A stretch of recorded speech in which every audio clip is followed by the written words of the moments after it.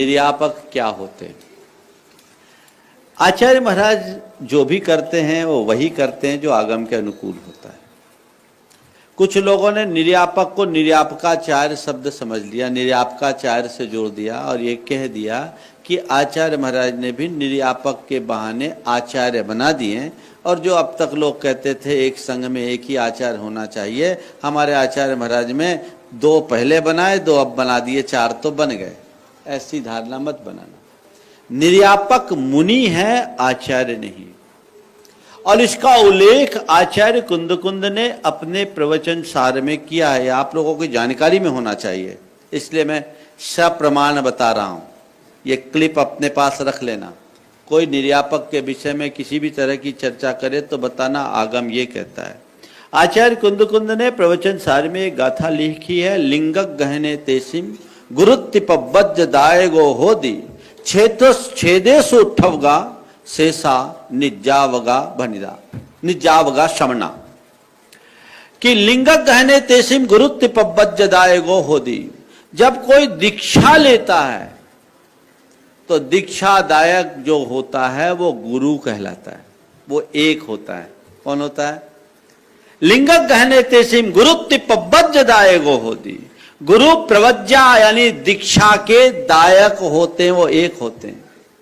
लेकिन गुरु के दीक्षा देने के बाद संघ का विस्तार हो जाए, बड़ा हो जाए, तो संघ को संभालने के लिए अनेक मुनियों को गुरुतर दायित्व दिया जाता है। उसके लिए कहा गया छेदेसु ठवगा।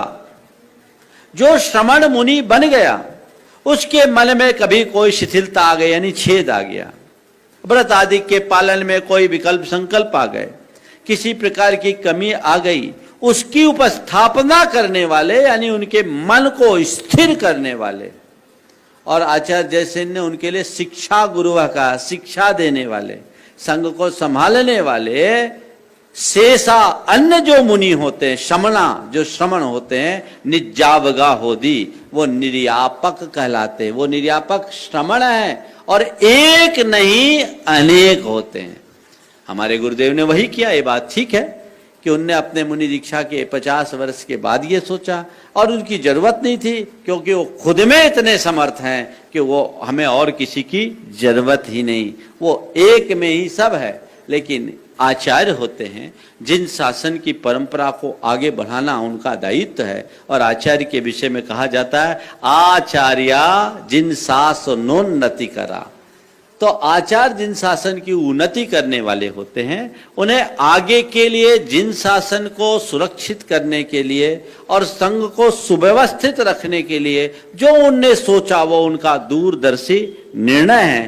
पहले पूज्य मुनिवर सुधा समय सागर जी के लिए किया, फिर पूज्य योग सागर जी के लिए किया, और कल पूज्य मुनिवर नियम सागर जी और पूज्य सुधा सागर जी का नाम उनने किया। ये उनका अपना दृष्टिकोण है। वो किसे जो योग समझते हैं वही करते हैं, और जब योग लगता है तभी कहते हैं। तो ये पूरी समाज के लिए बहुत प्रशंसनीय बात है। लेकिन ये निर्यापक श्रमण है, आचार्य नहीं, ये बात अच्छे से बिठा लेना। निर्यापक मतलब एक विशेष प्रकार का दायित्व उन्हें प्रदान किया है जो संघ के भविष्य के लिए बहुत उपयुक्त है।